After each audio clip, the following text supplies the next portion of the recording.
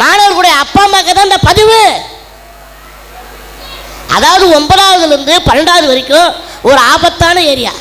அது என்னன்னா, பையனுக்கு 9வது படிக்கும்போது பொண்ணுக்கோ பையனுக்கோ 17 வயசு. அது வயசு கோளாறுன்னு சொல்லுவாங்க. ஆர்வ கோளாறுன்னு சொல்லலாம், வயசு கோளாறுன்னு சொல்லலாம். ஆனால் எல்லா தீய சக்தி அப்போ தான் உள்ளே வரும். அப்போ என்ன பண்ணுவான், போதைக்கு அடிமாவான். எனக்கு பைக் வாங்கி கொடுத்து விட்டு அந்த பைக்கு ஓட்டுறானுங்க பாரு, பஸ்ஸுக்கு அடியில் போயிட்டு வெளியே வரானுங்க, அப்படிலாம் பைக் ஓட்டுறானுங்க. அதுக்கப்புறம் நண்பர்கள் வந்திருக்காங்கல்ல, நல்ல நண்பர்களாக சேரணும். இந்த தண்ணி அடிக்கிறவன் திருடுறவன் எல்லாம் கெட்ட கெட்ட விஷயமெல்லாம் இருக்கிற அது மாதிரிலாம் போகக்கூடாது. ஒழுக்கமான மாணவர்கிட்ட சேரணும். அந்த ஒழுக்கமான மாணவர்கிட்ட சேர்ந்தா தான் எல்லாமே வாழ்க்கை ஒழுங்காக இருக்கும், ஒழுக்கமான வாழ்க்கையாக இருக்கும். யாரு கேட்டால் இன்னாரு பையன் இன்னாரு பொண்ணு அப்படின்னு சொல்லணும்.